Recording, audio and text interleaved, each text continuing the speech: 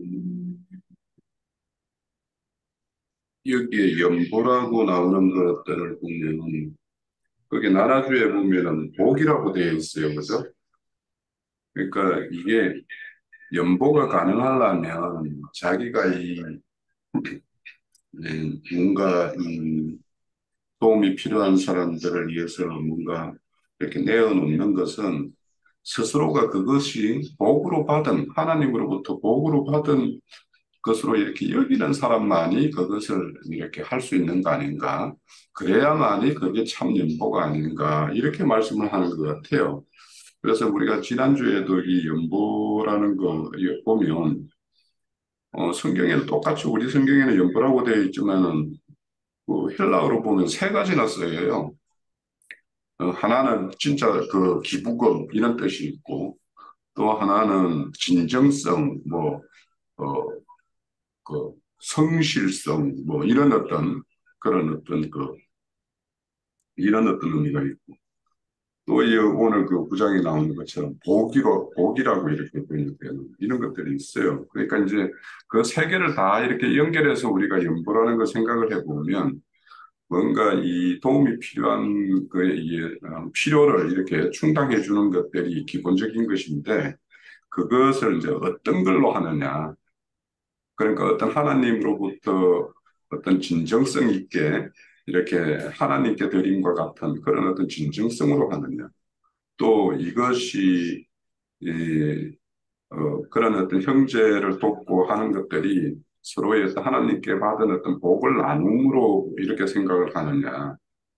또 여기에 보면 이제 적게 심은 사람은 적게 거둘 것이고 많이 심은 사람은 많은 것을 거둘 것이다라고 이렇게 생각하는 거는 이게 이제 어떤 그 뭔가를 연보를 내어놓고는 나는 더 많이 얻기 위해서 뭐 이렇게 한다 이런 어떤 의미보다는 순수하게 그냥 이 복으로 내가 이렇게 할 수 있는 것이 얼마나 복된 삶이고 이미 나는 복을 받았고 복을 남과 이렇게 나누는 그런 차원에서 이렇게 행하는 것 이런 것이었을 때 그걸 나눔으로 인해서 그 충당받는 사람은 그걸로서 이제 또 이렇게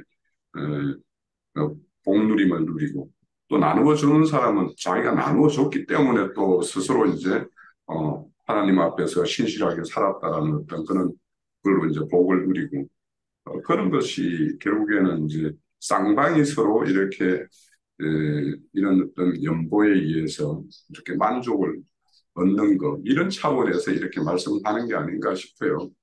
그래서 9장이라는 내용에 이렇게 우리 8장 9장의 이 내용이라는 게 사실 실천하기가 어떤 생각을 가짐에 따라서 이게 실천이 가능할 것이기도 하고 하기 때문에 내용 자체는 어려운 게 없잖아요, 사실. 8장 9장. 우리가 이걸 몰라서 내용이 어려워서 도저히 이게 뭔가 이해가 안 돼서 이런 내용은 없는 거고 우리의 어떤 인생의 어떤 삶에 누리고 하는 어떤 이런 것들을 하나님의 어떤 복됨으로 이렇게 나에게 주어진 것이다. 이런 어떤 인식이 이제 먼저 되면 그냥 저절로 이루어질 어떤 그런 내용으로 이렇게 설명을 하고 있는 게 아닌가 그런 생각을 했습니다. 네, 또 다른 형제자매님. 그 광야에서 보면은 만나를 갖다 먹는 사건이 있는데 매일 하나님께서 매일 주세요. 그런데 이제 어, 안식일 날 전에는 두 배를 주시죠. 인간이라는 거는 내일을 갖다 준비하면서 살아가지만은 실제로 하나님께서는 현재적인 오늘을 갖다가 하나님과 함께 동행하고 있는가 이걸 갖다 더 중요하게 여긴다라고 보여집니다. 어, 여기에서 억지라는 말이 나올 때 연보하고 대비되는 말인데 연보는 축복, 복을 갖다 상징한다면 억지는 탐심을 갖다 상징한다라고 얘기했습니다. 인간의 마음이라는 게 실질적으로는 아무리 삼계가 있다 할지라도 하나님께서는 이 현상계에서 결국 마귀도 이 현상계에서 역사하고 있습니다. 근데 그 마귀는 인간을 갖다가 돈으로 유혹해가지고 내일을 걱정하게 만들죠. 그런데 하나님께서는 내일을 걱정하지 말라고 하십니다. 그리스도인들은. 그리고 오직 하나님만을 의지하라고 합니다. 그러면 무대책으로 사는 게 그리스도인의 삶이냐? 그게 아니라는 거죠. 지금 여기에서는 실질적으로 돈을 얘기하고 있는 것, 그 예루살렘에 있는 그 기근으로 인해 가지고 연보라는 그 기금, 결국엔 돈인데 돈을 모금하고 있지만은 실제로는 강조하고자 하는 것이 하나님의 공급과 은혜를 더 강조하고 있다는 걸 우리가 볼 수가 있습니다. 예수님께서 마태복음에서 보면은 두 렙돈을 드리는 과부가 있어요. 그런데 바리새인은 풍족하게 드리죠. 많이 드렸어요. 그런데 과부는 그날 자기가 가지고 있는 것을 하나님께 드렸던 거예요. 하나님께서는 가난한 자를 갖다 내 주변에 가난한 사람을 갖다가 보여줬다면은 그것은 하나님께서 그 가난한 자에게 너는 구워주라는 얘기를 해주고 계시다라고 보여지고 있습니다. 성경은 그냥 지나가지 말라는 거죠. 이유가 뭐냐면은 그날 그 사람이 그 양식이 없어서 만약에 그 사람이 죽는다면 하나님께서는 한 생명을 갖다 소중히 여기시는 하나님께서는 그 마음을 아 말하자면은 마음 중심을 보시는 하나님이시기 때문에 결국에 어떤 사람, 형편이 어려운 사람이 내 주변에 있다라는 건 하나님이 그에게 구워주라는 걸 얘기해주고 있는 것입니다. 근데 성경에 구워준다 또는 물질로 도와준다 이 개념은 성경에서 얘기하고 있는 개념은 조금 달라요. 어떤 거냐면은 하나님이 거저 준 것을 거저 주어라 라는 뜻이에요. 그리고 그를 하나님과 연결시키라는 의미가 있는 것입니다. 그러니까 결국에는 어려운 형편에 있는 사람을 너가 갖고 있는 그 돈이나 양식으로 그를 보살피라고 하시는 것은 하나님이 시험대에서 그것을 갖다가 믿는 성도들에게 나타내어 보여줄 수가 있는 것입니다. 그 시험에 우리가 이겨내는 형제 자매님들 되시길 바랍니다. 그리고 중요한 거는 우리가 8장, 9장에서 보면은 연보에 대해서 얘기를 하고 있지만 마게도냐에 계신 성도들은 고린도 성도들은 부했지만 마게도냐에 있는 성도들은 가난하다라고 얘기하고 있어요. 그런데 그 가난함 가운데서 그들은 하나님의 은혜가 너무나도 풍족했기 때문에 그 은혜를 갖다가 예루살렘의 연보라는 것으로 대체해서 줬다라는 것입니다. 다시 얘기해서 돈으로 하나님의 은혜를 하나님께 표현했다라는 거예요. 그래서 결국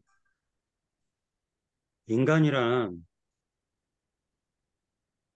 결국 그 사람이 피와 땀으로 이루어낸 그 물질이라는 것은 결국 그 물질에 사로잡히지 말라는 걸 하나님이 가르쳐 주고 계시다라고 저는 보고 있어요. 그래서 연보는 결국 하나님의 은혜를 값없이 받았으니 값없이 드리라는 값없이 공급하라는 하나님의 뜻이 여기에 기록되어 있는 것으로 보여집니다. 그래서 12절에서 보면은 이 봉사의 직무라고 표현하고 있습니다. 어, 그러면서 성도들의 부족한 것을 보충할 뿐 아니라 사람들이 하나님께 드리는 많은 감사로 말미암아 넘쳤느니라. 연보를 하나님께 갚는 감사, 즉 많은 감사로 말미암아 넘쳤다. 그래서 기쁜 마음으로 연보를 드렸다라는 걸 알 수가 있어요. 그런데 억지라고 표현된 것은 지금 탐심이라고 되어져 있는 말씀이걸라요. 그 탐심으로 드리는 연보, 즉 자기의 욕심을 채우고자 더 많은 물질을 얻고자 하나님께 정성을 다해 드리는 그런 종교적으로 드리는 그 연보, 즉 헌금이라는 건 결국 그것은 하나님이 받으시는 것이 아니다. 라는 걸 우리가 알 수가 있습니다. 그렇다면 결국 연보와 탐심은 연결이 되어 있다라는 것. 하나님께 순수한 마음으로 어떠한 사람을 돕는다는 것은 하나님께 연결하는 것인데 그것이 물질이 될 수도 있고 또는 은혜인 하나님의 복음이 될 수도 있다라는 거예요.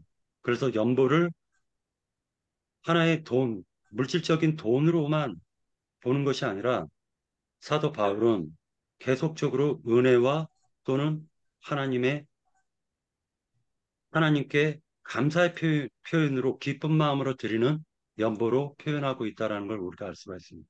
네. 또 다른 형제 자매님들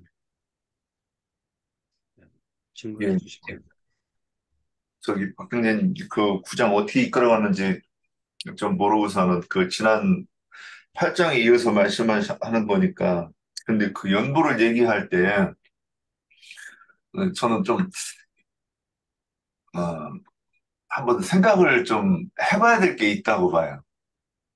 연보는 누가 해야 되는가?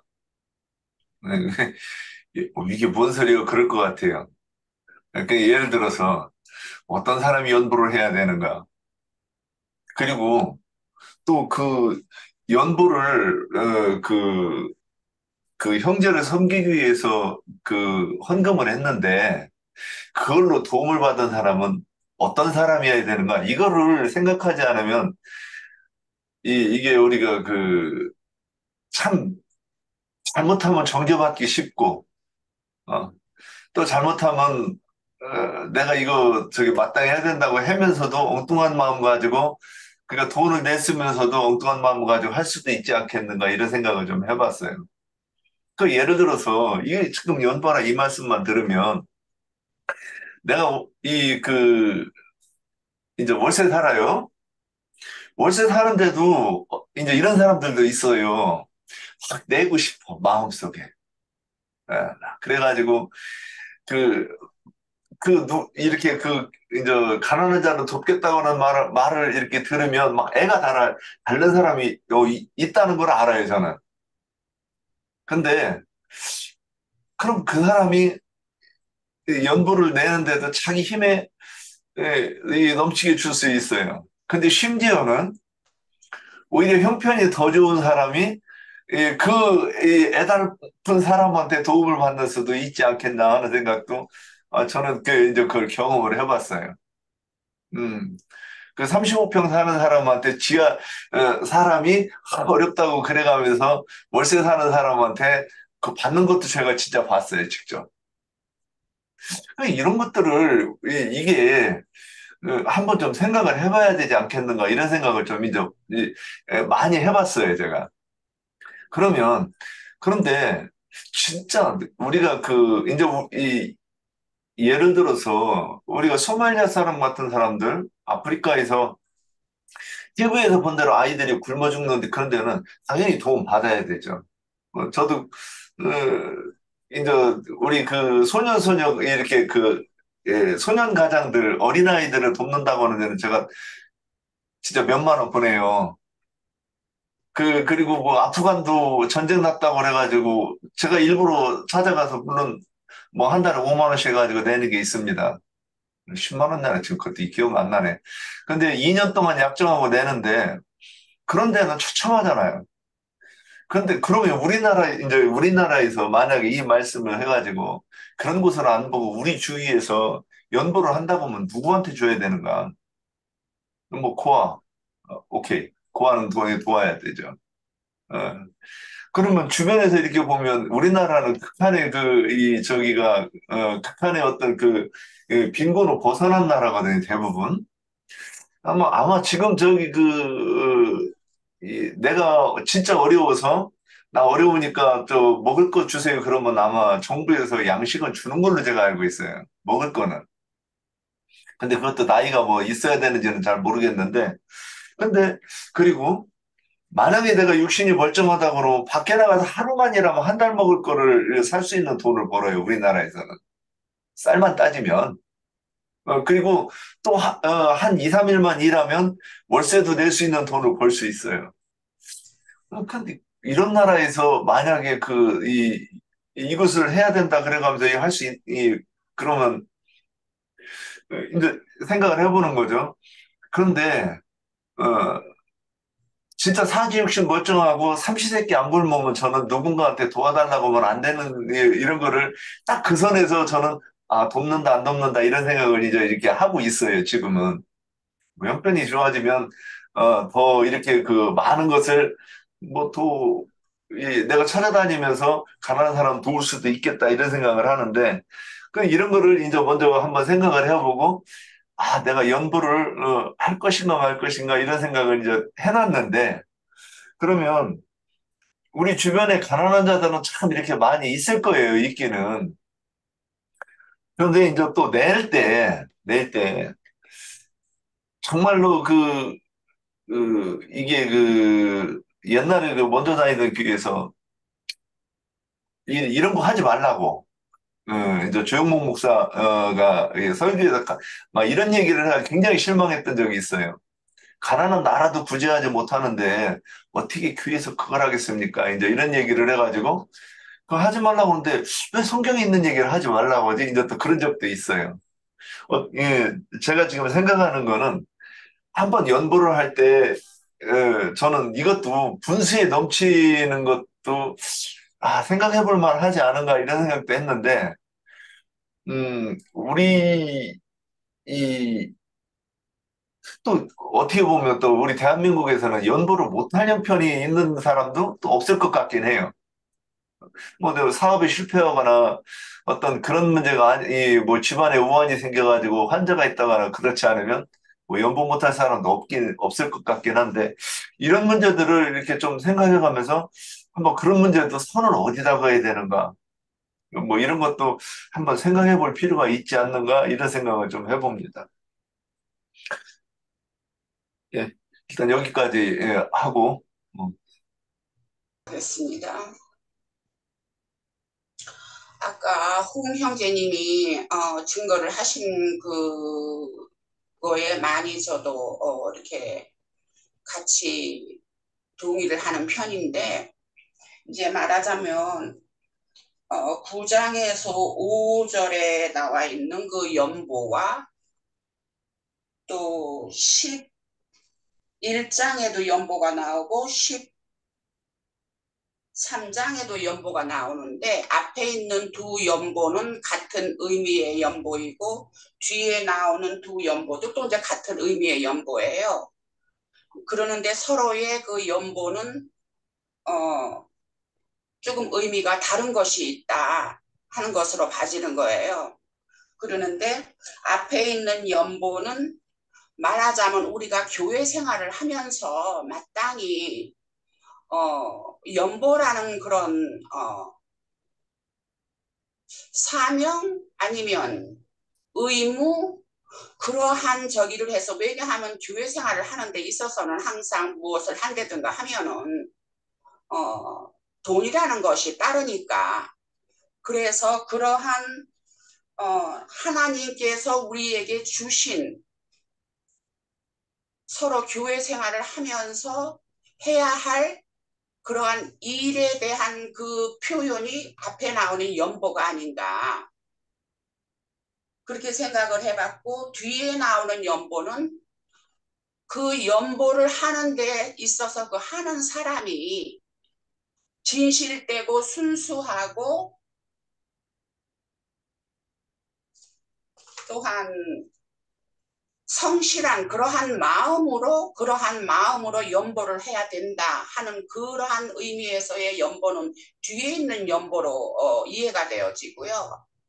앞에 있는 연보는 우리가 어떠한 교회 생활을 하는 테두리에서 사명적으로 아니면은 그 순서적으로 의무적으로 그러한 것을 서로 하는 것이 하나님께서 우리에게 주신 어떠한 규율이 아닌가. 그렇게 함으로써 그것이 곧 말하자면 하나님의 사랑에 대한 어떠한 믿는 이들이 해야 될 행실이다 하는 그러한 의미로 쓰여졌다 하면 뒤에는 말하자면 또 얘기를 했듯이 그렇게 연보를 할 것 같으면 우리의 필요에 따라서 연보를 할 것 같으면은 할 경우에는 순수하고 신실하고 성실하게 해야 된다 하는 사람의 그 마음 자체 담겨져 있는 그 어떠함을 표현한 그 연보가 아닌가 하는 것으로 구분이 되지 않을까 싶어요. 그래서 앞에서 말하는 연보는 하나님의 어떠한 하나님께서 우리에게 주시는 그 사랑에 대한 행실에 대한 나타남 그럴 것 같으면은 하나님은 또 그것을 우리에게 복으로 주시는 축복이 되고 복이 되고 하는 그러한 면에 있어서 이 9장에서는 아가야에서 이미 작년서부터 1년 전서부터 연보를 한다고 했으니까 그거를 행실로 옮겨야 된다는 것을 염려를 해서 사도가 형제들을 미리 보내고 그래서 막상 바울 형제가 그 연보를 가지고 예루살렘으로 가기 직전에 그러한 일이 어떠한 어그러지지 않는 순서대로 잘 진행이 되기 위해서 하는 말씀이었다 할 것 같으면 이제 뒤에는 그렇게 하는 연보는 하는 사람 자체가 마음이 말하자면 우리의 그 순결성, 진실성, 성실함이 담겨져 있는 연보여야 한다 하는 그 연보로 그렇게 구분이 되는 것이 아닌가 그렇게 봤습니다. 네, 여기까지 하겠습니다. 네. 원래 이 연보라는 말이 그 8장에서 나오는 말하고 9장에서 나오는 말이 조금씩 그 스트록 넘버가 달라요. 그런데 왜 그걸 갖다 이제 얘기를 안 했냐면은 지금 요 부분을 갖다 의역을 한 거라고 저는 보고 있습니다. 그래, 어, 예를 들어 가지고 이제 참연보에 이제 5장 5절에서 보면 연보라는 말이 복이라고 돼 있는데 요거는 좋은 말, 찬양, 후한 선물, 축복 이런 의미가 있어요. 그런데 이걸 갖다가 복을 연보라고 했다는 거예요. 그게 의역을 한 거죠. 그래서 이제 저는 이 부분을 갖다가 좀 의미를 갖다가 다른 단어들을 썼지만 결국 후원금을 얘기하는 것이기 때문에 뭐 그 기금을 얘기하는 것이기 때문에 이거는 그냥 연보로 봐도 되겠다라고 생각을 하고 그거는 얘기를 안 했던 것입니다. 예. 예, 또 다른 형제자매.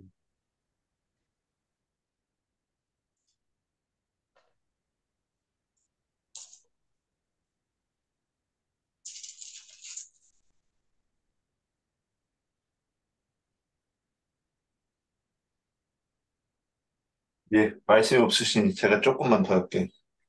아까 이제 제가 얘기했던 거는 저는 연보에 대해서 이렇게 이제 막 묵상을 해보면 이 연보를 어떻게 해야 되지? 그러니까 이게 돈이 없으면서도 그 연보를 하라고 그러면 어, 그 어떤 사람한테 어떤 사람이 이 도움을 받아야 되는가? 물론 뭐 과부나 고아 근데 요즘에는 뭐 과부들도 경제 상황이 뭐 저기 하니까 근데 고아들이라든가 어떤 그 소년 소녀 어떤 그 그렇죠. 대부분 고아나, 예, 고아들이죠. 고아들이나 이런 사람들이 있는데, 그러면,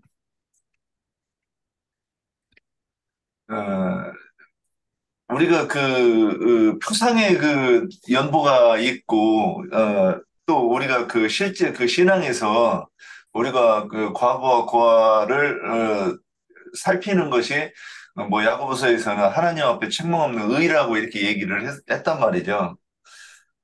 그러면 그 돈에 대한 것도 한번 이렇게 그 영적인 것에 그러니까 우리는 거꾸로 비춰야 되는 것 같아요. 우리가 영적인 것을 지난번에도 그 이제 나영재님 그 말씀하신 거 생각했는데 영적인 건 그렇게 주고 싶은 마음이 내가 막 간절해가지고 남들한테 억지로라도 그 이 복음을 들려주려고 그런다고 하면 그 실제에서도 사실 그게 어느 정도 균형이 맞아서 그렇게 하는 게 맞지 않겠는가 이제 이런 생각을 해봤어요. 그럼 8장 8절에 보면 내가 명령으로 하는 말이 아니요 오직 다른 이들의 간절함을 가지고 너희의 사랑의 진실함을 증명하고자 함이라 그랬어요. 그러니까 다른 이들의 간절한 것이 뭐냐면 이제 가난해서 배고픈 사람들이겠죠. 근데 그 사람들의 그 간절함은 정말 그 자식이 굶는 상황에서 어떤 그 누군가의 도움을 바라는 것이라고 하면 그러니까 이제 지금과 같이 이렇게 뭐 풍요로운 우리 대한민국은 좀 이게 좀 어려운데 우리 70년대만 해도 이런 얘기를 하면 이게 다 공감이 되는 그런 부분이었는데 뭐 굳이 막 애들로 얘기하지 않아도 공감되는 부분이었다는 말이죠.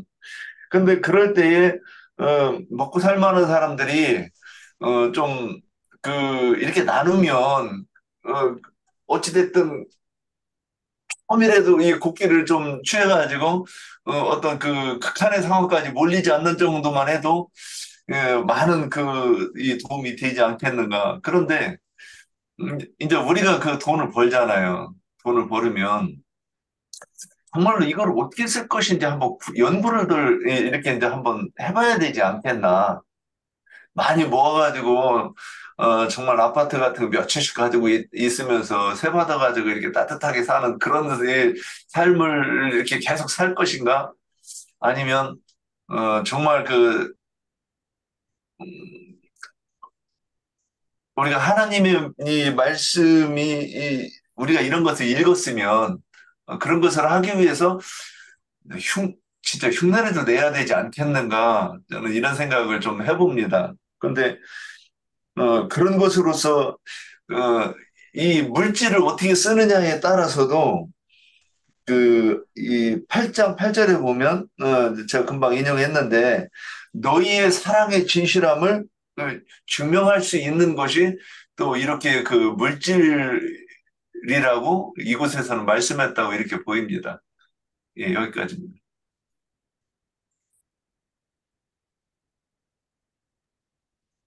예. 또 증거하실 내용 있나요? 그러면은 그 장로 형제님께 좀 방향을 좀 잡아달라고 한번 어, 요청을 하고요. 그러고 난 다음에 또 토론을 하죠. 예. 잠깐만요. 제가 하나만 더 질문 좀 던져볼게요. 음, 우리 지체들 중에 이제 사업이 어려워가지고서는 이렇게 어려운 사람들 있잖아요. 그거 어떻게 해야 되는지. 근데 그 지체들이 사업이 어려운 것 같은 경우는 누가 이렇게 조금씩 도우려고 해도 해봐야 그게 표도 안 나는 돈, 이런 거잖아요. 그런 때는 어떻게 해야 되는가. 네, 그런 생각들을 좀 해봤기 때문에 한번 질문을 드립니다.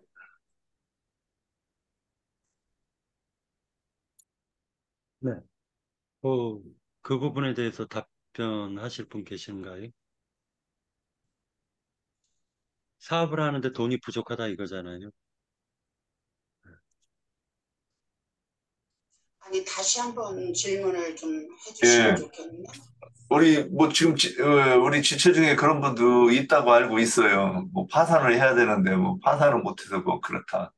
근데 거기까지 가면 이제 끝까지 갔으니까 뭐 그거는 저기한데 막 사업이 간당간당한다 이거예요. 그래서 교회에서 이제 그 소문이 돌았어. 이걸 어떻게 해야 되는지. 이거 뭐, 모르는 척하면 너무 냉정한 건가?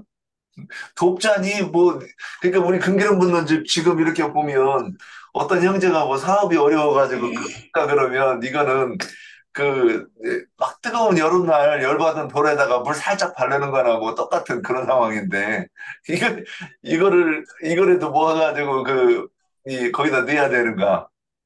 물론 그거 그렇게 해가지고 표가 나는 게 아니라, 진짜 몇 초 동안, 마르기 몇 초 동안이 이제 그걸 텐데, 그러니까 참 너무 의미 없는 것 같잖아요.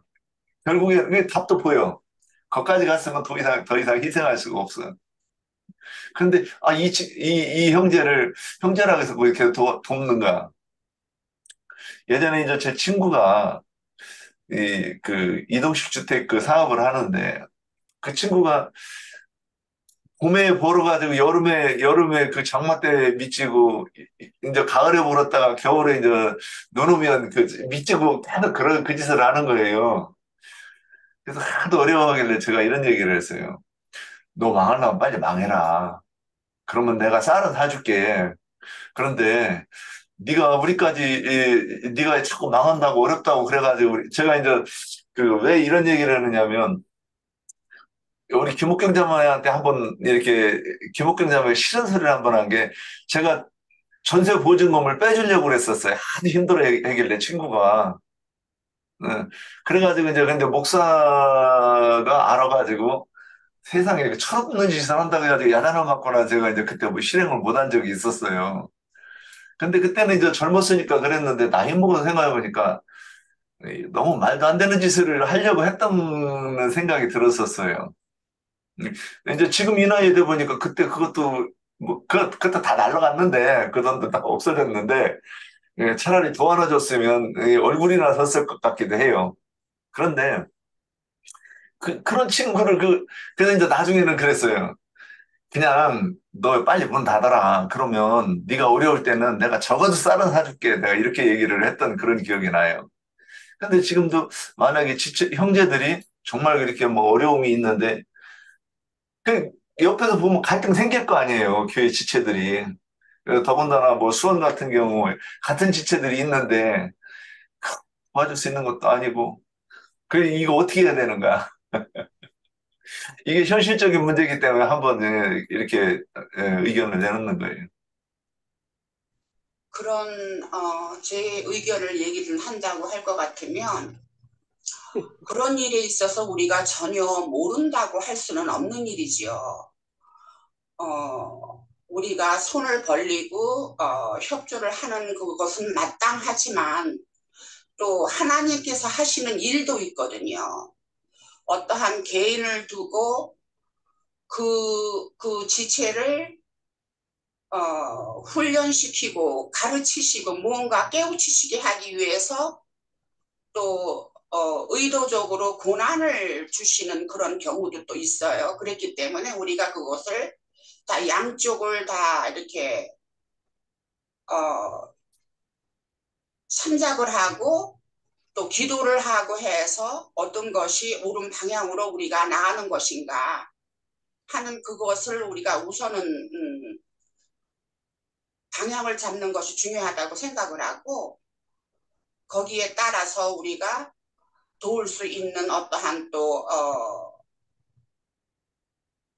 계책이랄까 방법이랄까 그런 거를 생각하는 것이어야 되지 않나 싶어요. 그러는데 항상 우리는 주님께서 각 지체들을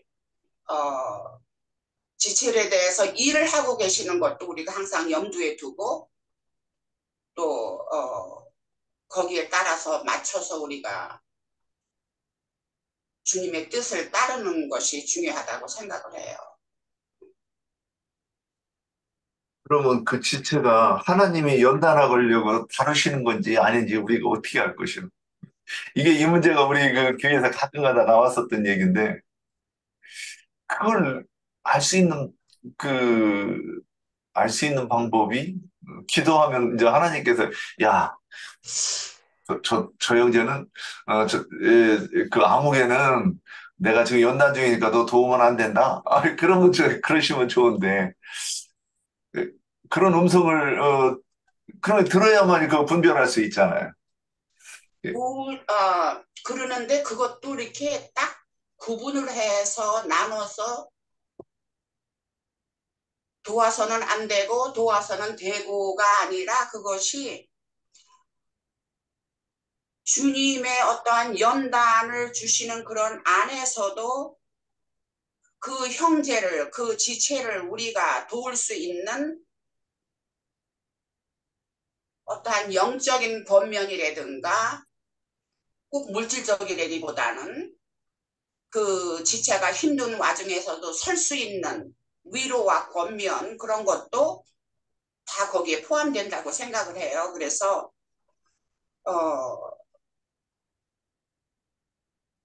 저는 제가 그런 저기를 한다고 할 것 같으면은 우리 교회 안에서는 그래도 우선은 물질적으로 가장 힘든 그 저기는 우리가 좀 도와주는 것이 좋지 않을까 하는 반면에 항상 주님의 일하심도 우리가 참작을 해야 된다 하는 그쪽으로 여전히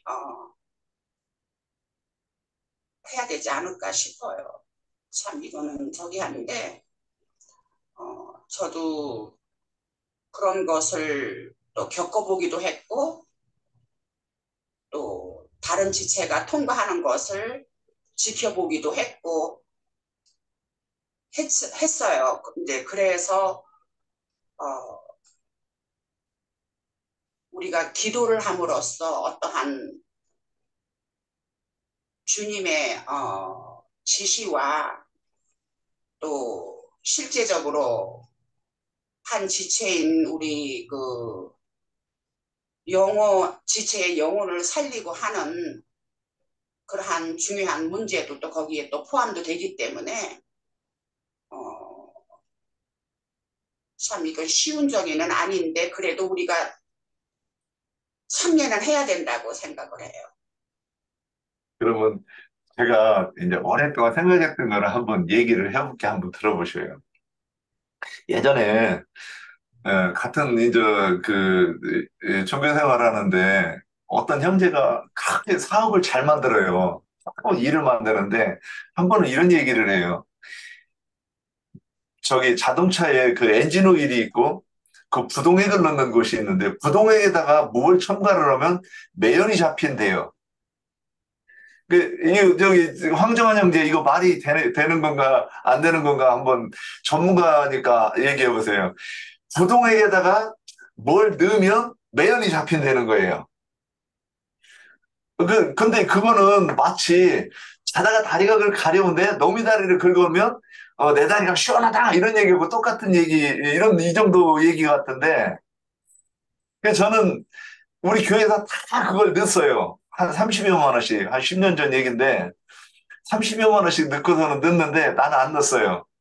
그리고 뭐라고 그 교회 사람들한테 뭐라 했냐면 그 형제가 망하면 내가 그 돈, 이거 한번 넣을 돈을 내가 그때 줄게, 쌀값으로. 네, 이런 얘기를 한 적이 있었어요. 왜 그러냐? 제가 보기에는 100% 망하거든, 그건. 나 같은 사람한테도 걸리는 그런 논리를 가지고 사업하면 100% 망해야지, 안 망하면 그게 이상한 거지. 그랬는데 진짜 망했어요, 그분이. 그런데 저는 이제 왜 이제 잠깐 다른 얘기를 살짝 갔는데, 사람이 그, 월급, 이, 이제 저는 이런 생각을 해요. 사업이 망해도 내가 몸만 건강하면 일을 하면 먹고는 산다고 저는 보는 거예요. 우리 대한민국에서 얘기하는 거예요. 그러면 마음을 비우고 모든 것을 정리하고 그냥 그 하루 나가서 내가 열심히 일해가지고 먹고 살면 돼요. 그 대한민국 이런 거는 어느 정도 해결이 된 거예요, 지금. 그런데 그 저도 이제 이 사업을 망할 때 어떤 적이 있냐면 사업자를 가지고 있으면 거래가 눈앞에서 왔다 갔다 왔다 갔다 한단 말이에요. 그래서 내가 저거 하나만 잡으면 되는데 이런 생각 때문에 그 사업을 못 접는 거예요. 그래서 결국 계속해서 이제 이뭐 부모 그 형제들 집 담보로 해가지고 계속 끌고 들어가는 거죠, 그게. 그러면 하여튼 그 식구들이 피곤해지는 거죠. 근데 이게 돈이라고 그러는 거는 결국 누구든지 피땀 흘려 자기 생명을 바꾸는 것이 돈인데 그거를 그렇게 하면 얘네가 딱 어느 정도 선에서 아 이게 안 되면 딱 정리를 하고서는 내가 빚 없는 상황에 얼른 빚을 정리해가지고 만약에 빚을 줬으면 빚을 갚아가면 건실하게 그냥 따박따박 살아가지고 남들한테 그, 이 어떤 그 다른 지체들한테 그 막 어렵다고 해가지고 형편을 구걸해야 돼, 이 도움을 받아야 되는 그런 상황 되기 전에 딱 닫으면 자기 자존심도 지키고 떳떳하게 살 수 있지 않나 이런 생각을 저는 해봤어요. 그게 이제 사업에 대해서 얘기하는 거예요. 그러면 그거는 저는 이런 생각을 했어요. 사업하는 사람 망할 때까지 기다려야 된다. 이게 뭐 제 생각이 조금 이렇게 그 어떤 하도 저 성격이 제가 좀 독특해가지고 이런 결론을 내는지는 모르겠지만 사업하고 하는 사람들은 어떤 그 좀 더 그 더 나은 소득을 위해서 무언가를 하다가 어려운 사람들은 저는 이런 생각을 했어요. 사업은 내가 어려울 때 망할 사업은 도와줘도 망하고 안 망할 사업은 안 도와줘도 어느 정도 해나간다고 이런 신념도 있고 그래서 아 이거는 정리될 때까지 기다렸다가 그 사람도 자기 자존심을 지키기 위해서 어느 정도 아 이거 하다 안 된다 그러면 얼른 정리해야 된다고 저는 이렇게 보는 거예요. 저는 그렇게 했으니까. 네, 그렇게 해서 다른 사람들한테 피해 안 끼치고 어, 좀 당당하게 살으면 좋지 않겠나. 그게 그 많은 물질을 소유하려고 하는 것보다는 그게 낫지 않겠나 이런 생각들을 좀 해봤었어요. 하여튼 여기서 이 고아나 이런 것들은 아주 예외입니다. 그래서 예를 들면 저 같은 경우도 뭐 우크라이나 전쟁 났을 때 제가 알아서 스스로 가서 내가 찾아가가지고 했고 뭐 소년소녀 가정들 돕는 거 이런 것들은 전화가 오면 내가 몰라서 했는데 그런 걸 기꺼이 내가 어려워도 해는 거예요. 그러니까 좀 더 있으면 조금 더 넉넉하게 뭐 도울 것 같긴 한데 하여튼 여기까지 할게요. 저도 잠깐만 얘기할게요. 예. 아니, 지금 저는 지금 8장, 9장에 나오는 그 연보라는 것은 참교회 안에서의 운영되는 뭐 운이라는 거라서도 이제 저는 이제 생각을 하기 때문에 이 교회 안에서의 이제 어느 성과 형제가 어렵다 해서 그거는 따로 이렇게 할 수 있는 거고 저는 이제 연보라는 것을 제가 아는 연보는 그렇습니다. 그러니까 돈이 거치는 그 연보는 당연히 장로 형제님께로 가야 되겠죠. 가서 돈이 거치는 그 과정도 누가 얼마를 냈는지 누가 했는지 그런 것조차도 투명하게 없어야 된다고 생각하거든요. 저는. 그러니까는 자꾸 이제 저도 이제 교계에서 또 돈을 많이 좀 내봤고 또 참교회 안에서도 이렇게 해봤지만 결론은 뭐냐면 일단 고린도후서 8장 9장에서의 연보는 참 교회의 그 운영하는 그러한 자금으로 라는 생각을 했기 때문에 뭐 형제 자매 간에 이제 그 안에 이제 당연히 이제 거기에 참교회 안에서의 좀 형제 자매들에게 쓰이는 것은 장로를 통해서 이제 다 모든 것이 운영되는 거라 저는 이렇게 어렵게 저도 이렇게 생각하지는 않습니다. 어쨌든 이 연보는 저번에 장로님이 이렇게 해주셨듯이 순수함으로 자원함으로 이렇게 내는 거기 때문에 누가 냈는지 누가 얼마 냈는지 이건 알 필요도 없다라고 저는 생각이 들기 때문에 그래야 돈을 내는 사람들도 자유스럽게 진짜 순수함으로 자원함으로 그 돈을 연보를 낼 수가 있지 누구는 뭐 얼마 누구는 얼마 그거는 나는 진짜 별로 이렇게 마음이 와닿지는 않습니다. 그리고 연보는 참교회 안에서 장로님과 해서 어, 참교회를 운영하는 거에 맞춰줘야 되지 않을까라는 생각을 해서 제 생각입니다. 네, 여기까지 하겠습니다.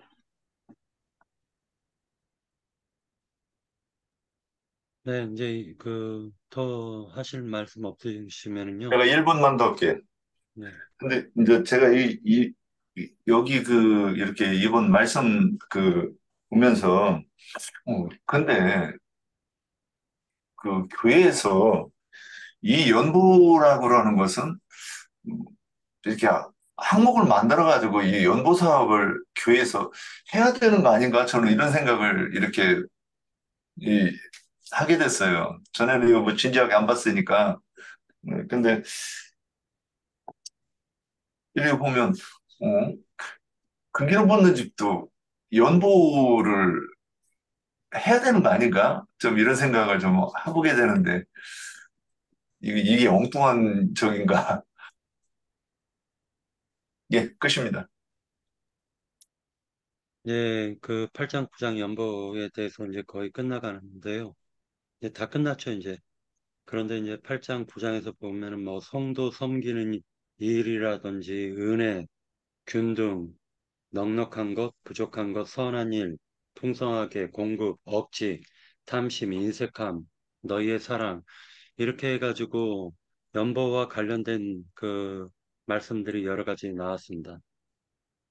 이제 장로 형제님 말씀 듣고 이제 마무리하도록 하겠습니다. 예.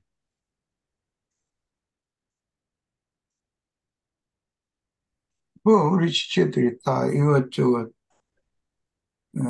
여러 가지 방면에서 다 다뤘는데, 뭐, 내가 꼭 그때 더 하고 해야 될 필요를 느끼지는 않지만, 우선, 성경이 말하는 그 연보라는 개념과 세속 교계가 말하는 그 연보라는 명칭으로, 명목으로 헌금을 강요하는 그런 개념과 이것을 좀 구분을 해야 하지 않을까, 이제 그런 생각을 했고요. 에, 교회 안에서나 세상에서나 누가 누구를 이렇게 돕는 그런 형식이 주님이 누구를 돕는 것임에도 나라고 하는 그 주체가 내가 되어져 가지고 누구를 돕는 이런 형식이 되면 그거는 서로 상처를 주고받을 우려가 많다. 그런 경우를 말씀을 안 드릴 수가 없어요. 소위 말하는 생색을 내기 위해서 자기의 위신을 세우기 위해서 이제 뭐 헌금을 이제 해서 자기 이름이 이렇게 드러나면 굉장히 기뻐하는 사람이라면 그 사람은 성경이 말하는 그 연보라는 개념이 전혀 인식이 안 돼 있는 사람입니다.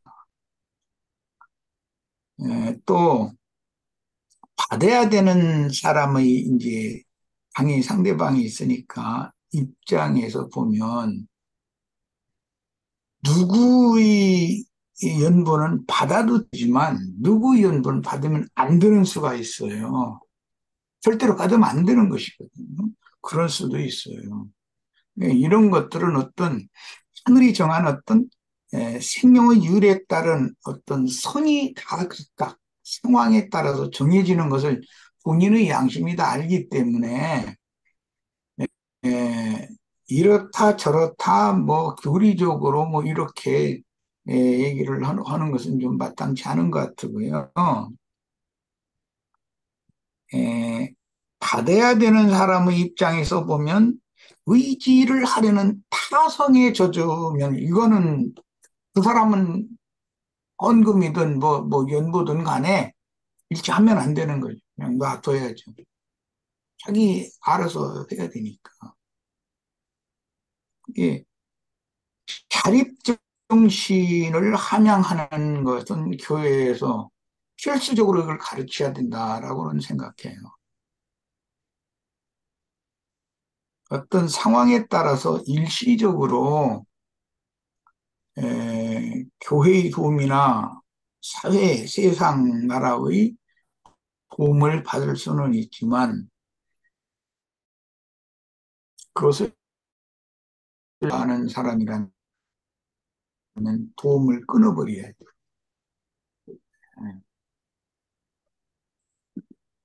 전에 잠깐 내가 얘기를 했는데 시간도 흐르고 돌고 인생사의 여러 가지 일들도 다 지나가게 마련돼. 지나간다는 건 돈다는 뜻이에요.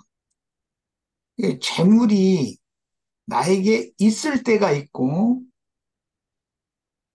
그 재물이 다 날아가 버려서 빈손이 들 때가 있어요. 나는 항상 있는 것을 지킬 수 있다 이렇게 생각하면 그건 큰 오산이죠.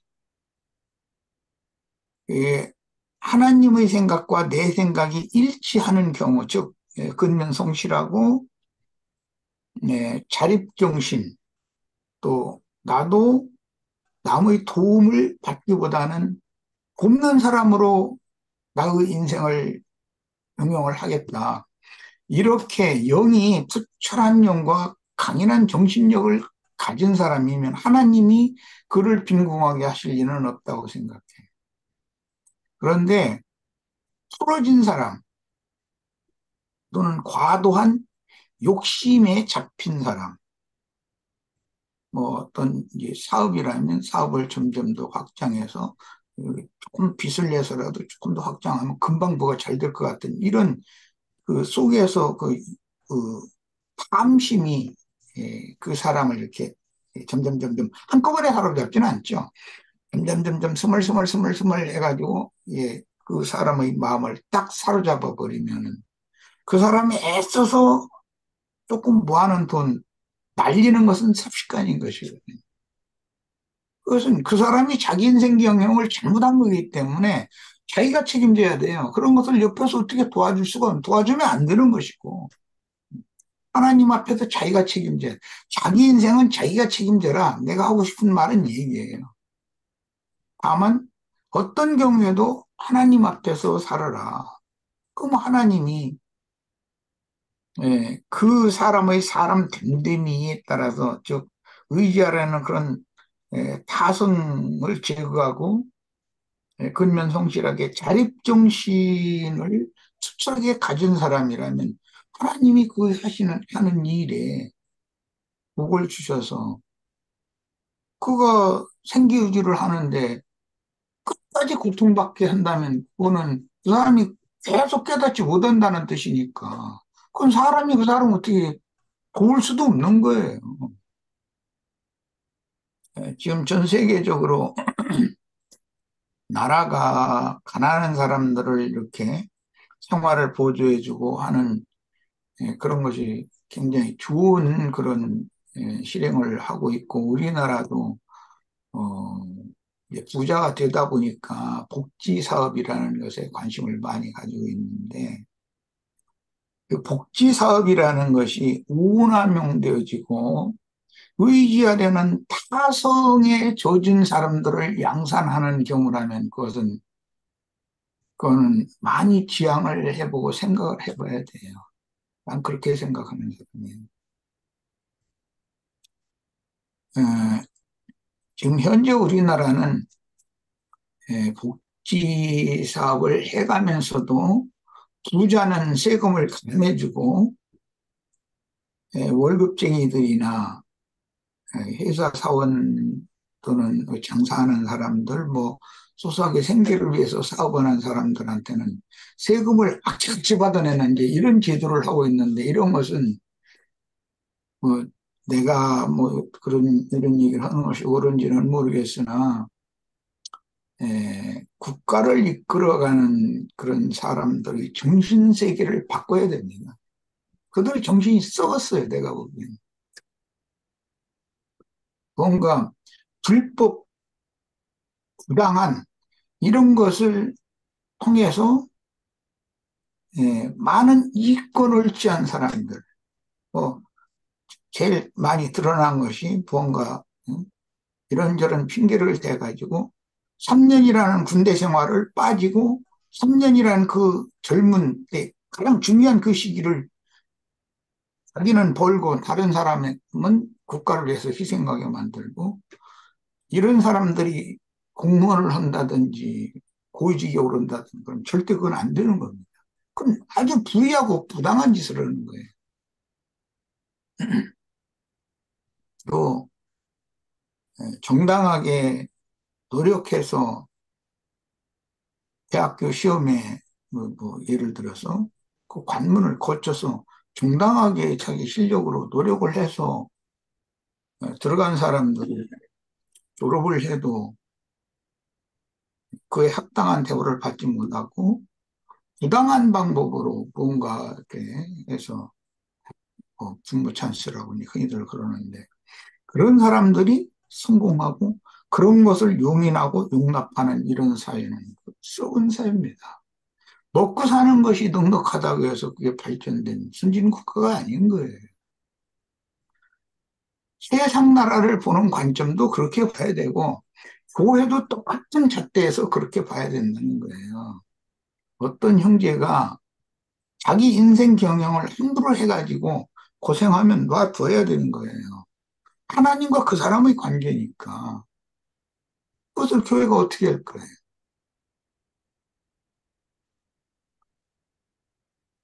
손을 벌리되 진정으로 낮아진 사람과 자기의 어떤 선을 지키면서 자존심 굽히는 것을 어느 선까지만 하려고 하는 사람 보면 이건 생명의 세계이기 때문에 본인도 알고 상대방이 다 알아요, 교회에서는.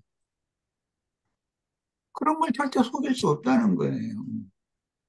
예, 세상 나라를 그렇게 공정한 기준과 잣대에서 보는 것처럼 교회에서도 개인적으로는 나와 하나님과의 관계가 얼마만큼 하나님을 의지하고 근면 성실하게 자신의 인생을 경영을 잘하고 그다음에 최선을 다해서 자립해야 되고 나도 남을 돕는 사람으로 살고자 한다는 이런 건전하고 맑은 정신을 가진 사람은 하나님이 그를 도울 거라고 저는 믿습니다. 그 하는 일에 하나님께서 도울 줄 거예요. 그러나 세상 말로 해평대평한다 이제 이러는데 그 둘째 아들이 뭐 나가서 허랑방탕했다 이렇게 말해요. 그런 정신을 가진 사람을 교회에서 돕는다고 섣불리 뭘 하고 그런 차원에서 연부를 논하고 그러면 그건 안 맞는 거예요. 얘기할 가치도 없는 거라고 하죠. 이 정도 하고 마치겠습니다. 우리는 어쨌든 건전하고 맑은 영과 건전한 정신으로 자립정신, 근면성실하게 내가 살면 나의 가정, 나의 가족에 대해서 주님께서 먹을 것, 입을 것을 분명히 공급하신다고 하는 믿음으로 살 필요가 있다. 의탁성, 남을 의지하려는 그런 타성, 이런 생각을 교회에서는 아무리 가난하고 힘든 사람이라도 말이에요. 그런 생각을 가져서는 안 된다는 거예요. 이 얘기를 꼭 하고 싶습니다. 예, 마칩니다.